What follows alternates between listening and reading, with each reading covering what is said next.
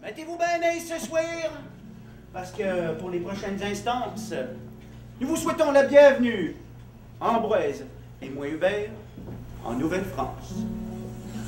Mon but était de recréer une veillée d'époque dans son contexte d'époque le plus possible. Donc le personnage, le costume, la parlure, les expressions, le contenu, pour que les gens soient complètement dépaysés et qu'ils se retrouvent ailleurs pendant l'espace de 2 heures. Elle est devenue la première sorcière de l'histoire des contes. Je m'arrange pour avoir une rigueur dans mes costumes. J'ai pas des running shoes dans les pieds avec un zipper puis dire « Une Nouvelle-France, gardez ma montre ». Je parlerai pas de pièces.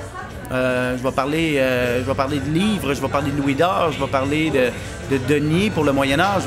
Je m'arrange pour avoir ça, cette rigueur historique-là, quelque part. C'est beaucoup de recherche, mais c'est plaisant en même temps. Quand on fait ça dans la vie, c'est pas un gros travail, c'est une passion, en quelque part.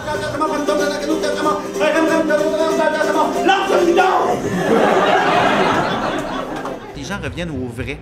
Reviennent à je m'assois, j'écoute quelqu'un parler, il n'y a pas d'artifice, il n'y a pas d'image, il n'y a rien. C'est quelqu'un qui parle. À la limite, je pourrais même pas le regarder, je pourrais être aveugle, puis encore vivre ça. Et les gens reviennent vers leurs racines en même temps, ils veulent apprendre sur leur histoire, ils veulent apprendre d'où ils viennent. La seule façon qu'on peut le reconnaître, c'est à cause des 2 piles de pierre que les farfadets ont faites en début d'histoire. On surnomme d'ailleurs le lac des 2 montagnes. Comme je disais, un conteur n'a pas un 4e mur.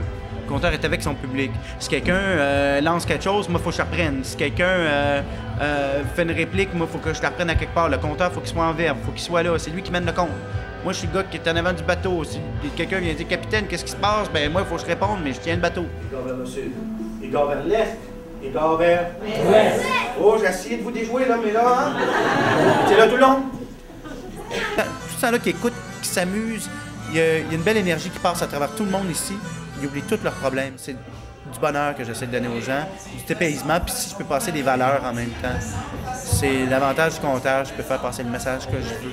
Et allez raconter ces histoires-là, c'est de même qu'on devient conteur, en racontant des histoires de même. Racontez-les à vos amis pour commencer, et si vous en avez. Car vous savez qu'est-ce qu'on dit? Les bons contes font les bons amis.